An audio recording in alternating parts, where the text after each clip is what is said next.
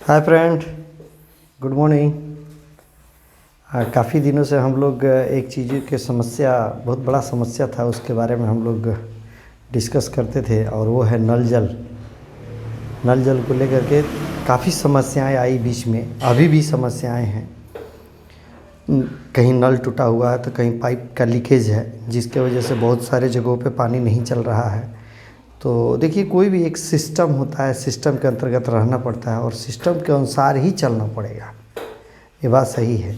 मैं भी टालते रहा उस चीज़ों को लेकर के, क्योंकि जो हमारे हाथ में भी जो होगा उसी को मैं कर पाऊँगा। तो फ़िलहाल कल नहीं परसों फ्राइडे के दिन एक मीटिंग हुई थी और उस मीटिंग में एक एजेंसी को अलॉटमेंट में दिया और अप्रूव्ड किया एजेंसी को।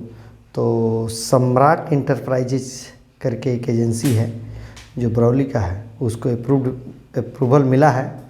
तो जिस किसी वार्ड में अगर लीकेज और इलेक्ट्रिसिटी यानी कि लाइट से संबंधित अगर किसी भी तरह से परेशानी है, तो सबसे पहले ये वार्ड लोगों को आप सूचित कर दें। वार्ड लोगों के पास, सारे वार्ड लोगों के पास नंबर होगा। हम नंबर उन लोगों को दे दिया हूँ, वो सारे वार्ड लोगों के पास नंबर होगा और वो तुरंत उसको कॉल करके बुला करके उसको ठीक कर लेंगे। ठीक है। अगर वार्ड लोग नहीं कुछ कहते हैं तो आप डायरेक्ट हमको कॉल कर सकते हैं, हमको बता सकते हैं। चूँकि अब अलॉटमेंट कल से वो कल आया था, उसका जो भी मिस्त्री है वो लोग आए थे अपने पंचायत में और आज अभी तक आए नहीं है। कुछ डिस्टर्बेंस के लेकर के 1 बजे के बाद आएंगे, उसके बाद से वो कंटिन्यू वर्क करेंगे हमारे पंचायत में। तो आपको किसी भी तरह से समस्या हो तो डायरेक्ट पहले वार्ड को आप सूचित कर दें, वार्ड के पास नंबर है। अन्यथा अगर वार्ड, सपोज दैट वार्ड का नंबर नहीं लग रहा है, चाहे परेशानी हो रही है, तो आप मुझे कॉल करके बताएं, ताकि जो हमारे वार्ड में ऐसी परेशानी है, लेकिन अलॉटमेंट हो चुका है, अब आपको परेशानी नहीं आएगी। तो इसके लिए मैं सॉरी बोलता हूँ काफ़ी दिनों के बाद, लेकिन मैं क्या कर सकता, किसी भी चीज़ों के वही बात है, मैंने फिर से बताया, जिस सिस्टम के अंतर्गत रहना पड़ता है और सिस्टम के अनुसार ही कार्य करना पड़ता है, ये मजबूरी होती है। तो ठीक है। इसके अलावा और फ़िलहाल अभी कोई न्यूज़ नहीं है। और PRS साहब एक बात बोले, बहुत अच्छा लगा मुझे। बोले कि जे अगर आपके पास ज़मीन है, उपजाऊ ज़मीन है या फिर बंजर ज़मीन है, चाहे जो भी है, और आप खेती नहीं कर पा रहे हैं, आपके साथ परेशानी है, तो उसमें एक बहुत अच्छा विकल्प उन्होंने बताया, अच्छा लगा मुझे, शायद आप सुने तो अच्छा लगे। बताया कि ज़मीन है, उसमें पेड़ लगाएं आप, 200 पेड़, 200 पेड़ लगाना है। उसकी संरक्षण के लिए, मैंने उसकी सुचारू ढंग से उस पर पानी की देना है, खाद देना है, और उसकी विधि व्यवस्था को अच्छा रखने के लिए आपको 1580 रुपये महीने आपको मिलेंगे। शायद आप कैलकुलेट करके देख लें।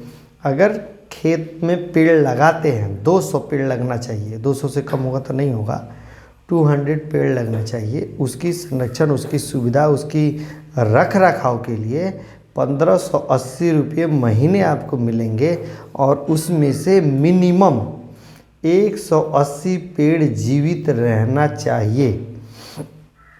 सपोज आप पेड़ लगाए 200, कुछ दिनों में आपका पेड़ 40-50 ख़राब हो गया, ख़त्म हो गया, तो आपको कोशिश करना यही है कि हम इस तरीके से उसको प्रोटेक्शन दें, उस तरीके से उसका बचाव रखें कि कम से कम 180 पेड़ जो है आपको लगा रहे।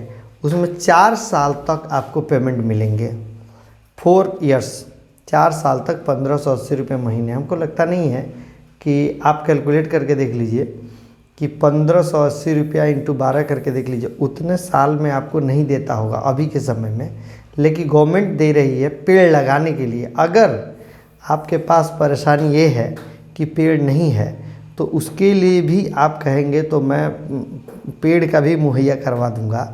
200 पेड़ आप खेत में लगाइए, उसकी सुचारू ढंग से पानी का सिंचाई उचाई देख रेख करना आपका काम है, ठीक है।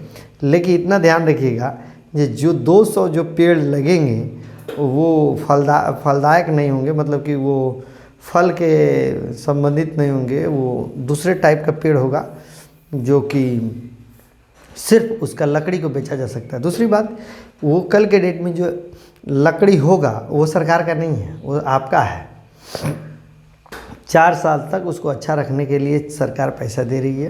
केवल पेड़ पौधे हरियाली के संबंध में इसको बढ़ावा देने के लिए ऐसा हो रहा है। ठीक है, तो मुझे ये अच्छा लगा तो सोचा कि आप सबों तक शेयर करूं। तो आप ध्यान रखिए, अगर ऐसा आपके जहन में है कहीं पे भी तो आप ज़रूर इसके लिए बताइए। ठीक है, ठीक है। तो फिर आने वाले समय में जो भी होगा इस तरीके कुछ भी ऐसा वीडियो नज़र आएगा मुझे ज़रूर आपसे शेयर कर। ठीक है ना। Okay, thank you so much, thank you so much.